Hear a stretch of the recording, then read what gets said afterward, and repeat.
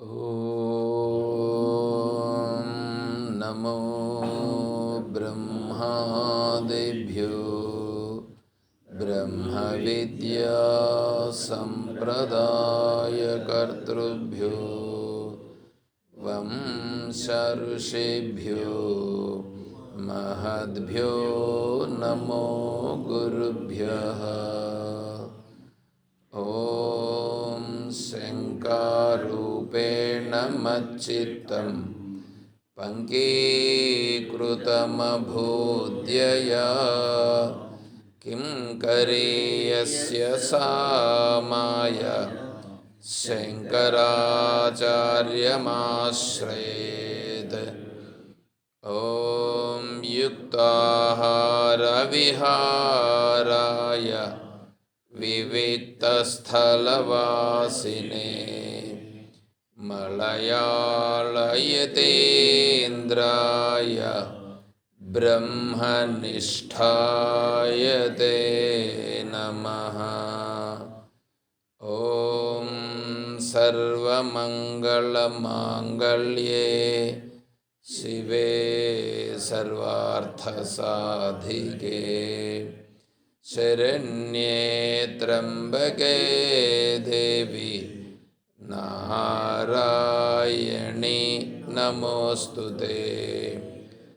ఓం నారాయణం నమస్కృత్య నరం చైవ నరోత్తమం దేవీం సరస్వతీం వ్యాసం తతో జయముదీరయేత్. ఓం సహనావవతు సహనౌ భునక్తు సహ వీర్యం కరవావహై తేజస్వినావధీతమస్తు మా విద్విషావహై. ఓం శాంతి శాంతి శాంతి. హరి ఓం తత్సత్. పరిపూర్ణ పరబ్రహ్మస్వరూపులకు ప్రియాత్మ బంధువులర ఓం హరి ఓం.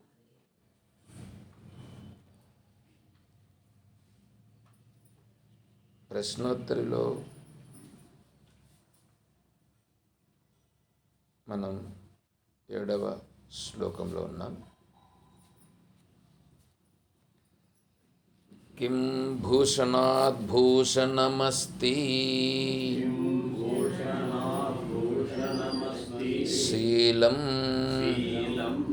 తీర్థం పరం కిం స్వమనో విశుద్ధం కిమత్ర హేయం కనకం చ కాంతా సేవ్యం సదా కిం గురువేదవాక్యం.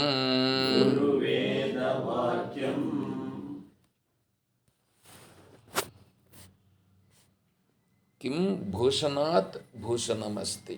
ఇది చెప్పుకున్నాం కొద్దిగా మనం, కానీ దాని గురించి కొద్దిగా చెప్దామనిపిస్తుంది. మామూలుగా చేతులకు ఉంగరాలని, చెవులకి కమ్మలు, ముక్కుకు ముక్కరం, చేతులకు కడియాలు, కాళ్ళకు గొలుసులు, నడుముకు వడ్డానం, తలకు కిరీటం, ఇట్లా ఇవన్నీ ఆభరణాలని మనం అనుకుంటాం. కానీ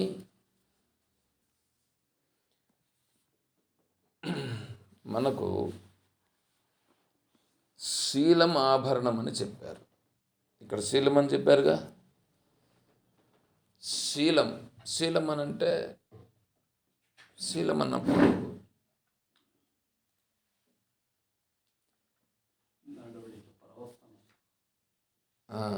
ఏం ప్రవర్తన అంటే ఇప్పుడు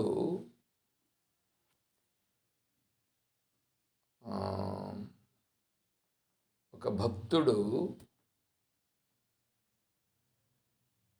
శ్రీకృష్ణ పరమాత్మ ఉన్నటువంటి యమునా నది తీరంలో శ్రీకృష్ణ తిరిగాడినాడని తను కూడా అక్కడికి వెళ్ళి ఆ ప్రదేశంలో తిరగాలని భావించినాడు. భక్తుడు, జ్ఞాని కాదు.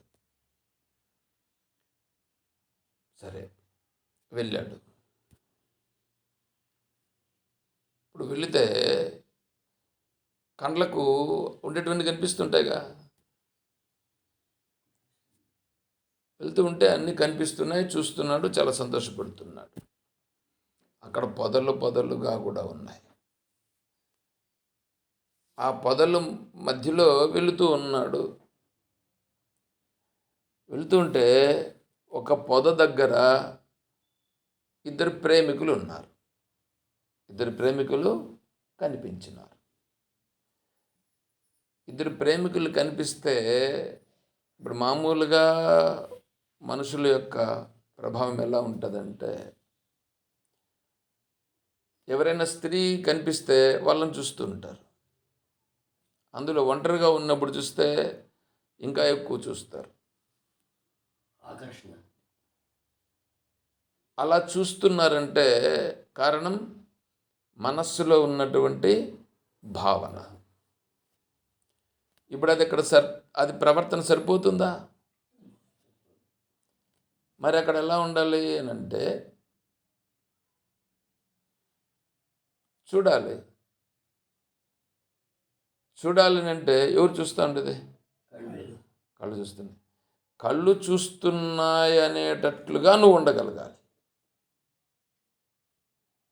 కళ్ళు చూస్తున్నాయి ఏమంటే, కళ్ళు చూస్తే నువ్వు వికారం చెందవా? కళ్ళు చూడాలి, నువ్వు చూడకూడదు.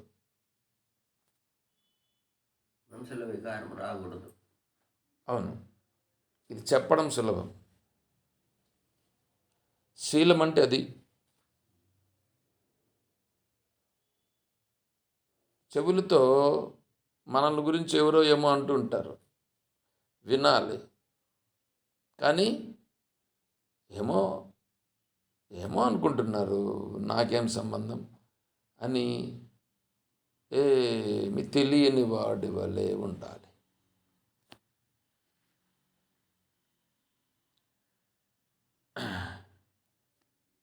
ఈ భక్తుడు వాళ్ళిద్దరిని చూసినాడు. వాళ్ళిద్దరిని చూసిన వెంటనే వాళ్ళు శబ్దం వచ్చిందని ఇతని వైపు చూశారు. చూస్తానే వెంటనే అరే ఎవరు వస్తున్నారు అని వాళ్ళకి తెలిసింది. తెలిసిన వెంటనే వాళ్ళు ఏమవుతారు? అలర్ట్ అవుతారు కదా. అలర్ట్ అవుతుంటే చూడండి, వెంటనే ఇతను ఏమైనాడు? గుడ్డివాడి వలె, కనిపించని వాడి వలె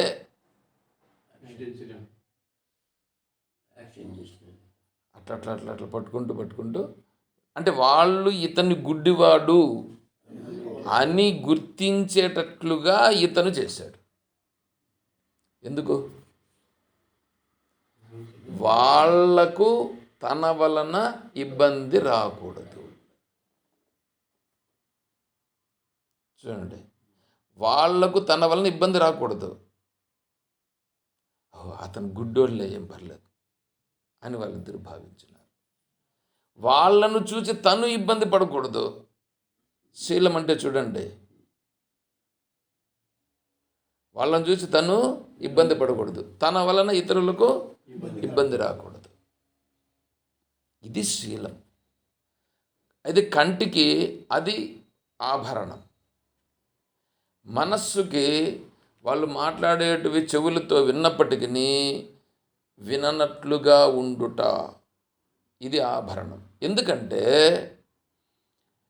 దీన్ని మీకు చెప్తే మీకు అర్థమవుతుందేమో చూసుకోండి. చెవులు శబ్దాన్ని వింటున్నాయనంటే శబ్దమును ప్రకటిస్తున్నాయే కానీ, చెవులు శబ్దమును ప్రకటిస్తున్నాయే కానీ ఆ శబ్దమును ప్రకటించేటువంటివి అంటే శబ్దం ఏదైతే ఉందో దాన్ని వింటున్నాయి, మనస్సు పలానాను గుర్తిస్తుంది. ఈ శబ్దానికి పలానా అర్థమని మనస్సు గుర్తిస్తుంది. మనస్సుకి ఆ సామర్థ్యాన్ని ఇచ్చింది వెనకాల ఉన్నటువంటి చైతన్యం. అంటే ఇది పలానాను గుర్తించేటువంటి సామర్థ్యాన్ని ఇచ్చింది చైతన్యం. నేను చైతన్యమే కానీ ఈ మనస్సు కాదు, ఈ చెవి కాదు. ఇప్పుడు గుర్తించేటువంటి ఈ సామర్థ్యం ఉంది, అది నేను అని ఉంటాడు. అప్పుడు మనస్సుకు విషయం తెలుస్తూ ఉంటుంది. చెవులు వింటుంటాయి, మనస్సు గుర్తిస్తుంటుంది. అయినా చైతన్యం యొక్క ప్రభావము నేను, చైతన్యం నేను, ఇది అది రెండు కూడా నేను కాదు అని ఉండగలిగినప్పుడు ఆ శబ్దమునకు తను వికారము చెందకుండా ఉండగలడు.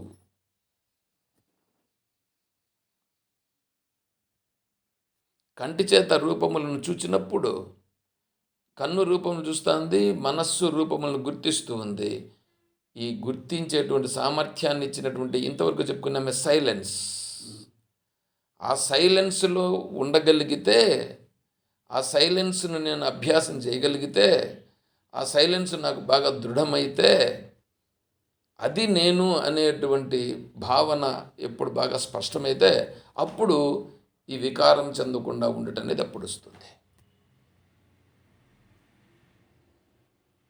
అందుకే నీ పద్యావలు ఆలకించు చెవులన్ అంటే చెవులతో నీ పద్యావలు ఆలకించు. అంటే నీ పద్యావలు అంటే నీ తత్వం, అంటే భగవంతుని యొక్క తత్వం. ఇదంతా జరుగుతున్నది ఎవరి వల్ల నిలబడింది? భగవంతుడు ఎవరు? చైతన్యం. ఆ చైతన్యమును గురించి చెప్పేటువంటి మాటలను వినగలిగేటువంటి స్థితిని నాకు అనుగ్రహించు. వేరే మాటలు ఎందుకు నాకు, ఊరికే వేస్ట్. నిన్నాడు వాక్యంబులన్ అంటే నోటితో నీ గురించి చెప్పాలి, వేరే మాటలన్నీ నాకు అవసరం లేదు. నీ మూర్తిపై చూపులు అంటే నా దృష్టి నీ పైన. అంటే నీ మూర్తిపై చూపులు అంటే కృష్ణుడిని పెట్టుకొని కృష్ణుడినే చూసుకుంటూ ఉంటానని కాదు. ఇదంతా ఎవరు? అంతా భగవంతుడే. అంటే ఇప్పుడు రూపాన్ని ఆడపట్టుకుంటున్నావా, నీ భావనలో మారుస్తున్నావా? భావనలో మారిపోతా ఉంది, రూపాన్ని పట్టుకోవట్లే. నీ మూర్తిపై చూపులు అంటే కృష్ణుని చూస్తూ ఉన్నావా? కృష్ణుని రూపంలోనా? కృష్ణుని విగ్రహం దగ్గర నా కూర్చొని ఉండేది. ఏమి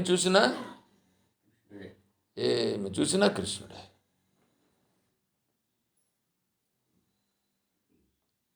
తర్వాత నీ పేరం పనిచేయు హస్తయుగమున్ చేతులతో నీ సేవ చేయాలి. నీ సేవ చేయాలంటే చేతులతో చేసేదంతా నీ సేవే. నా పాదములతో తిరిగేదంతా నీ ప్రదక్షిణయే. చూడండి ఎట్లా ఉందో. ఇది రావాలంటే పాదములతో తిరుగుతున్నాము అని అనుకోండి. పాదములతో తిరుగుతుంటే నీ ప్రదక్షిణ ఎప్పుడు వస్తుంది నాకు? అంటే ఆడ శరీరము మధ్యలో ఒక పరికరం లాగా పనిచేస్తూ ఉంది. చైతన్యము అనేటువంటిది ఉంటే, అప్పుడు చైతన్య భావన అనేది ఉంటే, సైలెన్స్ భావన అనేది వస్తే అప్పుడు తిరుగుతుంది. ఇదంతా ఎవరి వలన తిరుగుతుంది? చైతన్యం వలన తిరుగుతుంది. ఎక్కడ తిరుగుతుంది? ఆ చైతన్యం యొక్క వైభవమైనటువంటి ఈ విభూతి యందు తిరుగుచున్నది. ఇదంతా కృష్ణుని యొక్క వైభవం, పరమాత్మ యొక్క వైభవం. కృష్ణుడి వైభవం అని ఎందుకంటో పరమాత్మ యొక్క వైభవం. ఎంత పరమాత్మ యొక్క వైభవమే. ఇలా భావన ఉంటే ఎలా ఉంటుంది అప్పుడు? ఇది భక్తుని యొక్క లక్షణం. ఇది కండ్లకు భగవంతుని చూచటం అనేది ఆభరణం, భూషణం. చెవులకు భగవంతుని మాటలే వినుట అనేది, అంటే ఏది విన్నారో అదంతా కూడా భగవంతుని యొక్క భావనతో వినుట అనేది భూషణం. ముక్కుకు వాసన ఏది వస్తుందో అదంతా గంధము యొక్క ప్రభావమేనా ఇంక వేరే ఏమన్నానా? గంధ తన్మాత్ర యొక్క ప్రభావం. ఇదంతా కూడా భగవంతుని యొక్క వైభవం అని చూచుట. ముక్కుకు ఆభరణం. ముక్కుకు ముక్కరు కుట్టుకోవడం కాదు ఆభరణ. చెవులకు కమ్మలు వేసుకొని ఏంటో వజ్రాలతో పెట్టుకుంటే అదే ఆభరణాలు అని అనుకుంటారు. ఆభరణాలు కాదు, ఇది ఆభరణం. నోటితో మాట్లాడడము మీరు చూడండి. మీ అంతటి మీరు మాట్లాడుతున్నారా, లేదా అది ఎవరో మాట్లాడిస్తున్నట్లుగా ఉందా? రెండింటిని గుర్తించండి. మీరు మాట్లాడుతున్నారా, మీ ద్వారా ఎవరు మాట్లాడిస్తున్నట్లుగా ఉందా? ఆ, అది నీ మనస్సు ప్రభావం. ఎవరో మాట్లాడిస్తున్నారు, అది చైతన్యం యొక్క ప్రభావం, అది ఆభరణం. అప్పుడు నోటికి ఆభరణం, దేనికి చైతన్యానికి మనస్సు ఆభరణమై, ఆ మనస్సు ద్వారా ఈ నోటి ద్వారా ఆ పలుకులు పలికిస్తున్నది, అది ఆభరణం. దీన్ని మనం పొందాలండి. ఎందుకు ఆభరణం అని అంటున్నారంటే, ఇక్కడ మనం ఆభరణాలు గొప్పగా ఉండేట్టు పొందుతున్నాంగా. నువ్వు సహజంగా ఉంటే దీన్ని పొందాల్సిన పని లేదు. వీడికి ఇప్పుడు అనిపించుట లేదు కాబట్టి, వీడికి తెలియట లేదు కాబట్టి, ఇప్పుడు వీడేం చేయాలంటే వీటిని సంపాదించాలి. ఆభరణాలు కదా సంపాదించడానికి ప్రయత్నం చేస్తాడు. కాబట్టి ఇప్పుడు ఇక్కడ వీటిని సంపాదించడం కొరకు ప్రయత్నము చేయుట.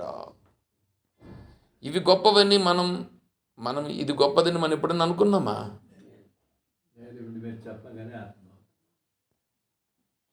అది చూడండి, మనం ఆభరణాలు అంటే బయట ఉండేటివి ఆభరణాలు, అవి గొప్పవని అనుకుంటున్నాం. కాదు, అవి పోయేటివి, అవి సత్యమైనవి కాదు. ఇది సత్యం. ఈ సత్యమును ప్రకటించుట.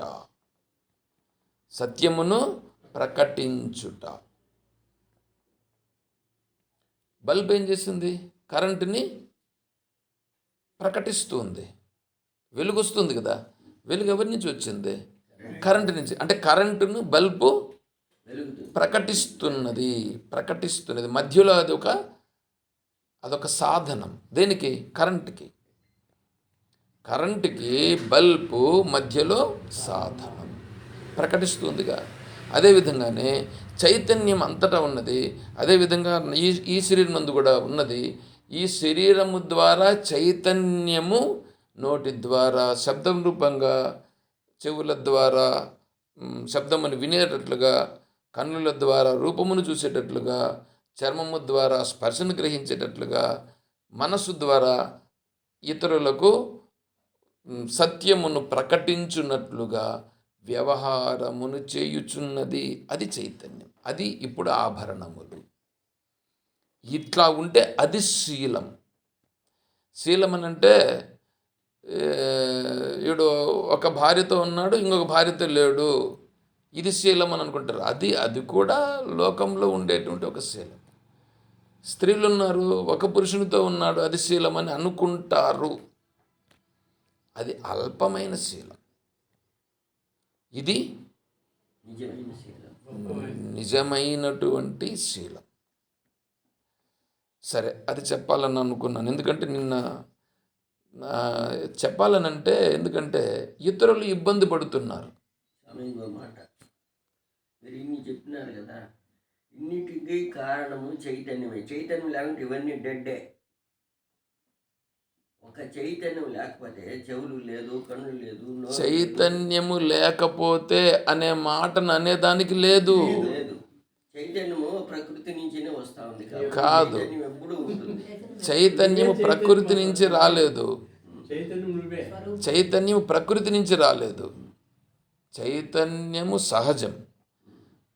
సహజమైనటువంటి దాని నుంచి ఈ ప్రకృతి వచ్చింది. నువ్వు సైలెన్స్ లేకపోతే నీకు అర్థమవుతుంది. అది నువ్వు సైలెన్స్ను నువ్వు అభ్యాసం చేస్తే నీకు ఇది అర్థమవుతుంది. సరేనా? చైతన్యము లేకపోతే అనే క్వశ్చన్ అనే మాట కూడా అనేదానికి లేదు. అనిన దానివల్ల చైతన్యానికి ఏమీ ఇబ్బంది లేదు, చైతన్యానికి ఇబ్బంది లేదు. కానీ మన భావనలో చైతన్యము లేకపోతే అనే మాట వచ్చిందిగా, అది తప్పు. అది మనం ఉచ్చారణ చేయడము తప్పుగా. కాబట్టి అప్పుడు తెలియనితనం అనేది తెలుస్తుంది అక్కడ. అంటే చైతన్యమును గుర్తించలేదు. చైతన్యాశ్రయమై ఇవన్నీ పనిచేయుచున్నవి. ఇవి ఉన్నప్పుడు చైతన్యం ఉంది, ఇవి లేనప్పుడు కూడా చైతన్యం ఉన్నది. అది నువ్వు సైలెన్స్లోకి నువ్వు వెళ్ళగలిగితే, అది నువ్వు ఇప్పుడు అభ్యాసం చేసి నువ్వు తెలుసుకోగలిగితే, ఇదే సాధన. ఇలా చేయగలిగితే అప్పుడు మనకు దాన్ని తెలుస్తుంది. సరే, తర్వాత ఏమంటున్నారు? తీర్థం పరం కిం. తీర్థం అనేటువంటి దాన్ని నేను వివరించడం కోసం నిన్న ప్రయత్నం చేస్తున్నాను. ఇతరులకు ఇబ్బంది కలుగుతుంది నేను చెప్తూ ఉంటే. నీకు తెలియదుయా, నువ్వు గమనం ఉండు, నీకేం తెలుసు, నేను చూస్తున్నాను. నేను ఈడుండే వాళ్ళు మాత్రమేనా నీకు తెలిసింది? నువ్వు ఎట్లా మాట్లాడతావు?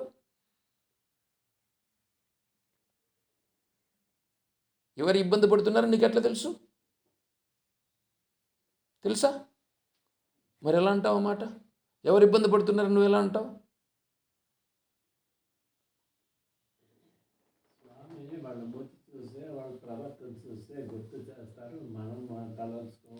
నేను నిన్న సాయంకాలం ఎంత ఇబ్బంది పడ్డానంటే అంత ఇబ్బంది పడ్డాను నేను. నీకేం తెలుసు అది? మరి నువ్వు అలా ఎలా మాట్లాడగలుగుతావు? కాబట్టి నేను చెప్పేటప్పుడు విను. నీకు కావాలని అనుకుంటే క్లాస్ అయిపోయినాక అడుగు, నేను చూపిస్తా, సాక్ష్యం చూపిస్తా. సరేనా? వేదాంత సిద్ధాంతము, అందులో అద్వైత వేదాంత సిద్ధాంతము దేనికి వ్యతిరేకము కాదు, దేనికి వ్యతిరేకం కాదు. ఇప్పుడు సూర్యప్రకాశం ఉన్నది, సూర్యప్రకాశము దేనికైనా వ్యతిరేకమా? ఏమైనా జరగని, వ్యతిరేకము కాదు. సూర్యప్రకాశము కంటే కూడా గొప్పదైనటువంటి తత్వం అద్వైత వేదాంతం. అప్పుడు అక్కడ వ్యతిరేకమేముంది? ఏ వ్యతిరేకము లేదు అద్వైత సిద్ధాంతమునకు. కానీ ఎదుటి వాళ్ళు మాత్రము దీనిని వ్యతిరేకమని వాళ్ళు భావిస్తారు. ఇప్పుడు మనం ఏం చెప్తున్నాం? ఇప్పుడు తీర్థం పరం కిం అని అంటున్నాం. చెప్తా చూడు, నేను నీకు ఒకటి చెప్తా. తీర్థాని తోయ రూపాని దేవా పాషాణ మృణ్మయా యోగినో న ప్రపద్యంతే ఆత్మధ్యానపరాయణా. దీని అర్థం ఏంటంటే, తీర్థము, తోయ రూపము అంటే, తోయం అంటే నీళ్ళు రూపంగా, దేవతలుగా ఉండేటువంటి ఆ స్వరూపాలు, పాషాణ మృణ్మయా. పాషాణము మృణ్మయము అంటే రాళ్ల చేత చేసిండేటువంటి విగ్రహాలు, ఈ ఫోటోల రూపంగా పెట్టినటువంటి ఈ విగ్రహాలు ఏవైతే ఉన్నాయో వీటిని యోగులైనటువంటి వాళ్ళు పట్టించుకోరు, వాటికి విలువనివ్వరు, వాటితో పని లేదు.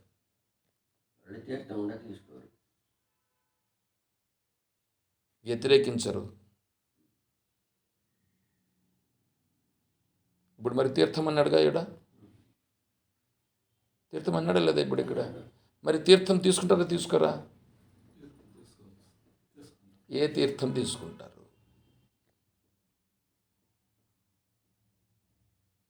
అర్థమవుతుందా? ఏ తీర్థం తీసుకోవాలా? ఈ తీర్థం తీసుకుంటారు, దేవునికి పూజ చేస్తారు. ఇప్పుడు నేనేం చెప్పాను?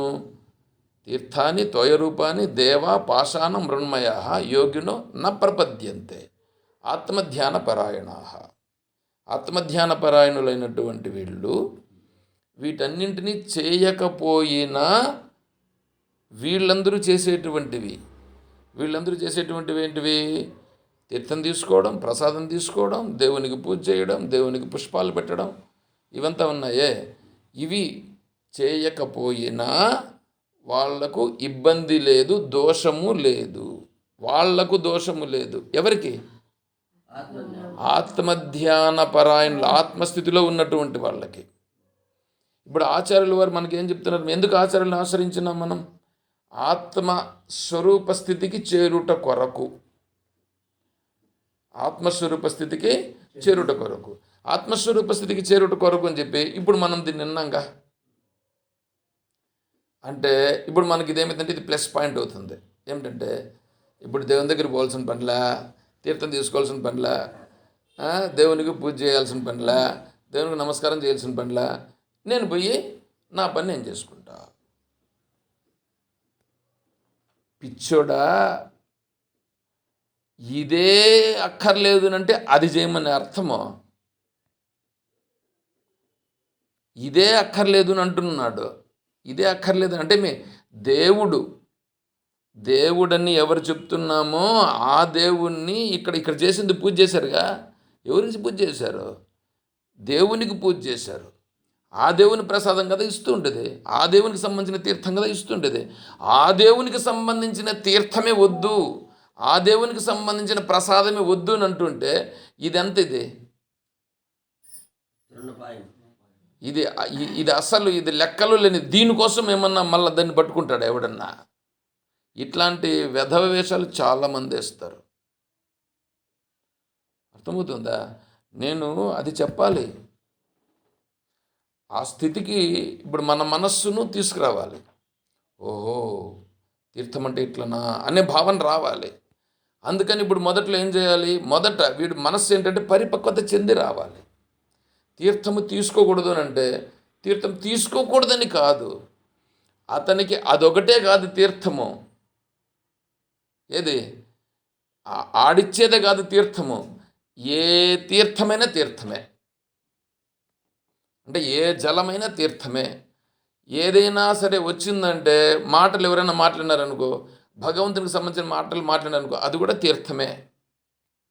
భగవద్భావనతో ఎవరైనా చేసిననుకో అది కూడా తీర్థమే. ఏమని చెప్పమంటారు?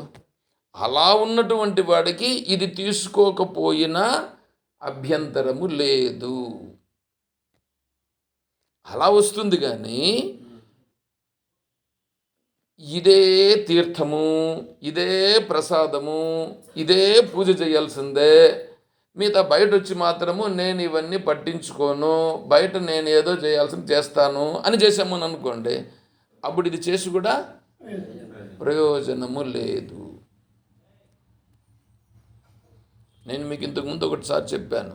ఏమంటే కాళహస్తికి వెళ్ళినప్పుడు స్వామీజీ దగ్గరికి నేను వెళ్ళి, స్వామీజీ నేను ఆశ్రమంలో ఏదైనా పని చేస్తాను అని చెప్పి అడిగాను. కాళహస్తిలో ఉన్నాను నేను. అప్పుడు స్వామీజీ ఏమన్నారంటే, ముందు నీ డ్యూటీ చేయి, నువ్వు ముందు పోయి. భలే మాట్లాడతాడు స్వామీజీ. ఏమంటాడు? నీ డ్యూటీ చెయ్య పోయి,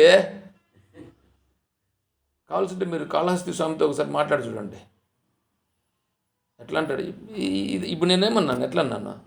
నీ డ్యూటీ చెయ్య పోయి, ముందు ఆ పని చెయ్యి ముందు. ఈయన వచ్చి మాకు చేస్తాడంటాడా? ఆ మాటలు ఎంత అర్థం ఉంది.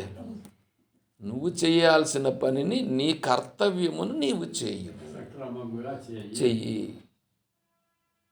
అదే భగవంతుని సేవగా చెయ్యి. చూడు ఎట్లా చెప్తున్నాడు. దాన్ని ఏంద్ర ఈయన ఇట్లా కసురుకుంటా ఉన్నాడు అని అనుకుంటే తప్పు. ఇట్లా కసురుకుంటా ఉన్నాడు అని అనుకుంటే నీకు అర్థం కాదు. అప్పుడు మనం బాధపడతాం. అట్లా కాదు. స్వామీజీ ఏ ఉద్దేశంతో చెప్తున్నాడు అనేది గుర్తించాల్సి ఉంటుంది. అలా గుర్తించాలంటే మనస్సు పరిపక్వత కావాలి, పరిపక్వత రావాలి. అరే అడు చెప్తున్నది ఎవరు? మహాత్ముడు చెప్తున్నాడు. మహాత్ముడు చెప్తున్నట్టు ఊరికే చెప్తాడా? ఊరికే చెప్పుడు, ఏదో ఉంది అంతరార్థం, నేను గుర్తించాలా. ఇప్పుడు కర్మ. ఇప్పుడు డాక్టర్ అనేసి హాస్పిటల్లో ఉన్నారు. చాలా చాలా విశ్వాసం, ఎవరన్నా కానీ విశ్వాసం కాదు, చాలా ఖచ్చితంగా చూస్తారు. వాళ్ళు వీళ్ళు ఏమీ లేదు. ఒక పేద ఎట్లన్నా ఉంటే కూడా అన్నీ క్లీన్గా చెక్ చేస్తారు. దేనికి టెస్టింగ్లకు రాసిచ్చేది లేదు. ఆయన రిటర్న్ అయిపోయి కూడా పెట్టుకొని ఉన్నప్పుడు 7-8 ఏళ్ళు అయిపోయా. ఆయన్ని ఇట్లే ఎవరన్నా అంగిటేరు వస్తారు, ఏమో తీసుకోవాలనేసి స్వామి మాధవ్య అని చెప్తే, నాకు పేషెంట్లే దైవాలు. అవును, అంటే ఒకే మాటలో చెప్పేసి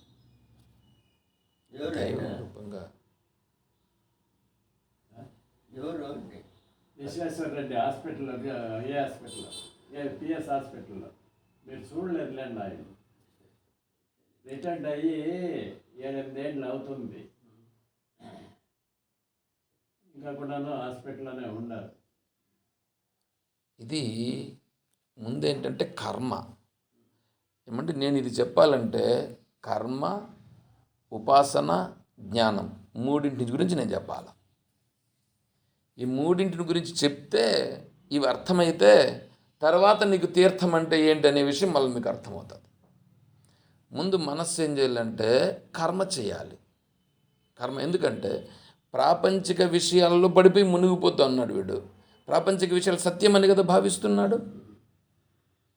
ఉద్యోగం సత్యము, వ్యాపారం సత్యము, భార్య సత్యము, పిల్లల సత్యము, ఈ ఇండ్లు సత్యము, వాకిండ్లు సత్యము, భూములు బొట్టలు సత్యమని కదా అని అనుకుంటున్నాడు. ఇది సత్యం కాదురా అని చెప్తే వాడు వింటాడా? అట్లాంటి వానికి ఏం చేయాల? భగవంతునికి సంబంధించి కర్మ, భగవంతునికి సంబంధించి కర్మ చేయాలంటే వాడు ఊరికే చేస్తాడా? అసలు బొట్టు పెట్టుకోరని అంటే పెట్టుకోరు. ఇప్పుడు అట్లాంటి వాడు వచ్చి దేవునికి పూజ చేయాలంటే చేస్తాడా?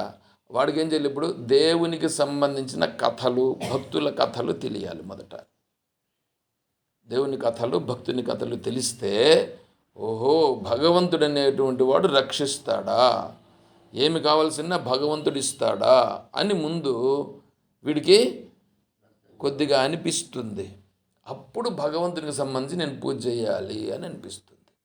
అలా వస్తే అది కర్మ అవుతుంది. ఇప్పుడు మామూలుగా చేసేదంతా కర్మే, అది కర్మ బంధిస్తుంది. ఇప్పుడు ఈ భగవంతుని కోసం చేస్తా ఉంటే కర్మ బంధించే దానికోసం కదా.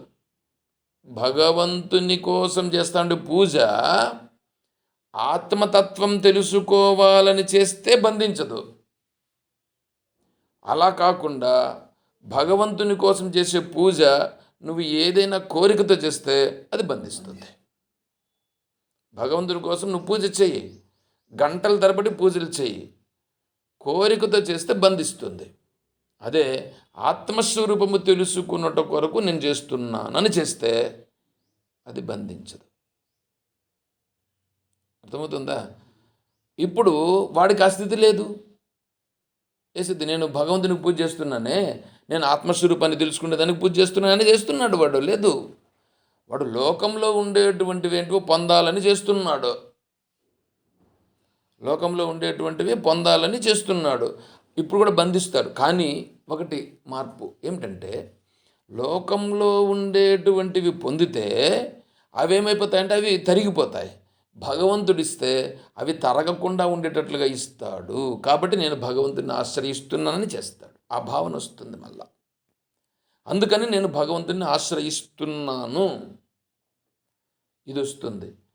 ఇది వాడికి పెరగాలనంటే ఇది చాలా సమయం పడుతుంది. నేను ఒక నిమిషంలో ఇవన్నీ చెప్తే ఎక్కడ అర్థమవుతుంది?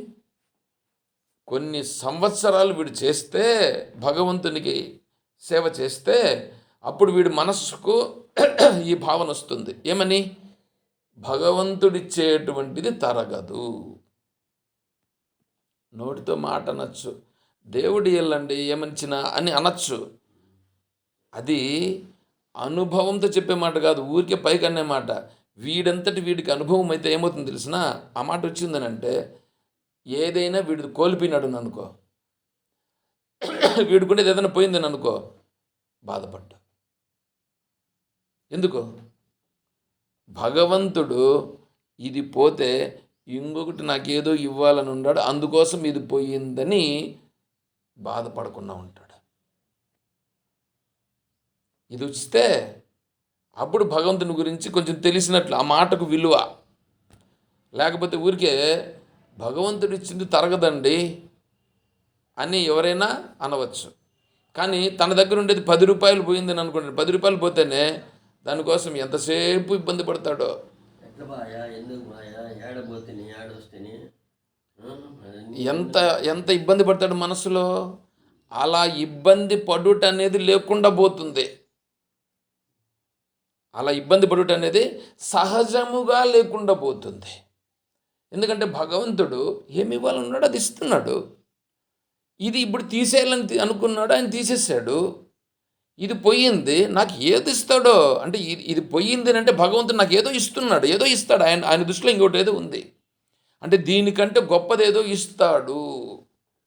అది నాకు తెలియకపోవచ్చు, నా మంచి కోసం చేస్తున్నాడు ఆయన. చూడండి ఎట్లా ఉందో. ఆ భావన రావాలంటే భగవంతునికి పూజలు చేసి చేసి చేసి భగవంతుని దగ్గర ఉండి భగవంతుడు సత్యమైన వాడని ఎప్పుడైతే దృఢమయ్యిందో అప్పుడు వీడికి ఈ భావన వస్తుంది. నువ్వు బయటనే ఉండి ఇది పోతే ఇది పోయిందే అని నువ్వు బాధపడుతూ ఉంటే నీకు ఆసక్తి లేనట్టు లెక్క. అదే నువ్వు సహజంగా కూడా ఉండి ఏమైనా పోనిబ్బా ఆత్మస్వరూపం సత్యం అని ఉండగలిగితే అది కూడా గొప్పదే. అది కూడా గొప్పదేనంటే ఈ భగవంతుని దగ్గర కంటే పై స్థాయికి పోయిన తర్వాత వచ్చే స్థితి అది.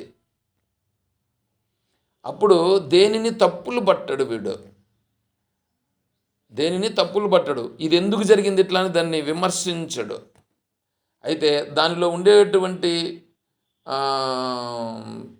గొప్పతనమును, దానిలో ఉన్నటువంటి వర్చుడు పండి వాళ్ళేనేమో జైనులు ఎవరో ఇద్దరు వచ్చారు, వాళ్ళని చూడిపోండి. వచ్చేసారా? సరే సరే, ఇప్పుడు మనం నిలుపుదాము. నిలిపి మళ్ళీ మనం కంటిన్యూ చేసుకుందాం.